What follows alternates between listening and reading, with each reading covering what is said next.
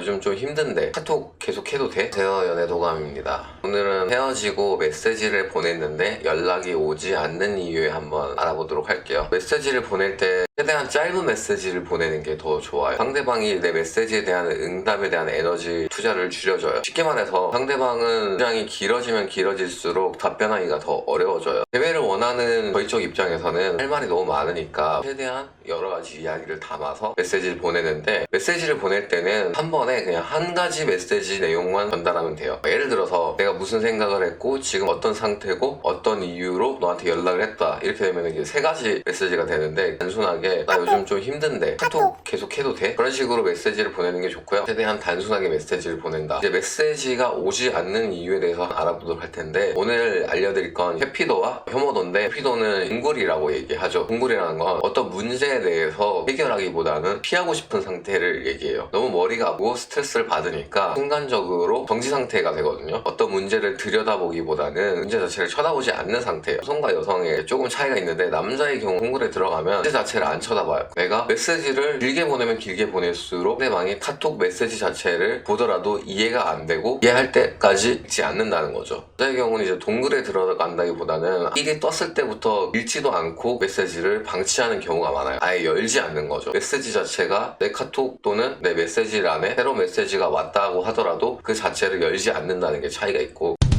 해피도에서 레벨 측정을 하는 방법은 헤어졌더라도 새 카톡이라던가 연결된 사람이 있는 경우에 한해서 내가 어떤 메시지를 보내는데 그 상대방만 읽지 않거나 그 상대방만 하더라도 아무런 대응이 없는 상태를 얘기하는 거예요. 그럼 이제 혐오도에 대해서 알아보도록 할 텐데, 연인으로서의 감정은 있는데 헤어진 경우에 혐오도가 생겼을 때를 얘기할 건데, 크게 두 가지는 이제 내적 갈등, 외적 갈등인데, 내적 갈등은 둘 안에 있는 내적 가치 때문에 생성되는 갈등이에요. 성격, 가치관, 생활 습관 이런 게 되고, 외적 갈등은 둘이서 무언가 외부 활동을 하다가 갈등이 생성되는 거예요. 두 가지 갈등 중에서 이제 근본적인 개선이 되어야지만, 만약에 운이 좋게 상대방이 허해서 나도 허해서 재회를 얘기를 했고 재회가 된다고 하면, 혐오도가 있는 상태에서의 재회가 다시 시작되면 갈등 원인이 개선되지 않으면 아무런 의미가 없어요. 얼마 지나지 않아서 무조건 다시 헤어지게 돼요.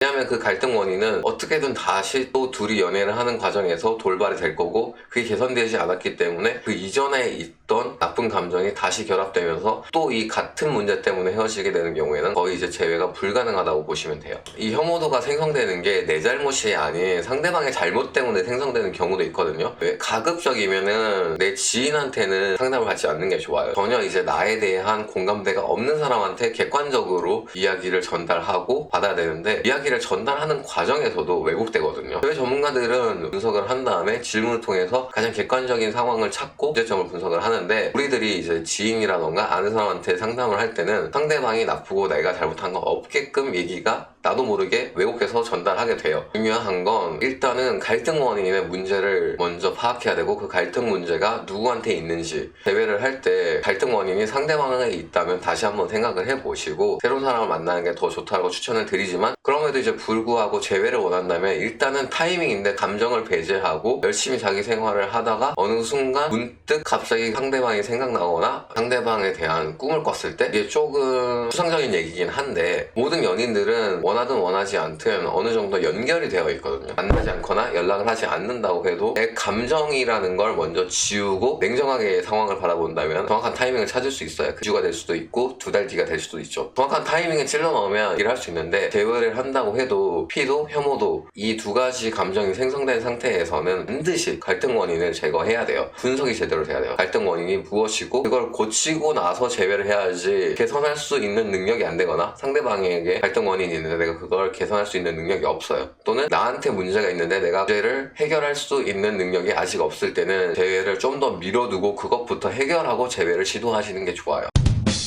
그럼 오늘은 내가 메시지를 보냈는데 상대방이 답장을 하지 않는 이유에 대해서 알려드렸고요. 다음번에 더 좋은 영상으로 찾아뵙도록 하겠습니다. 궁금하신 그 점은 이제 댓글을 남겨주시면 제가 최대한 반영해서 영상에 피드백 하도록 할게요. 네, 오늘도 감사합니다.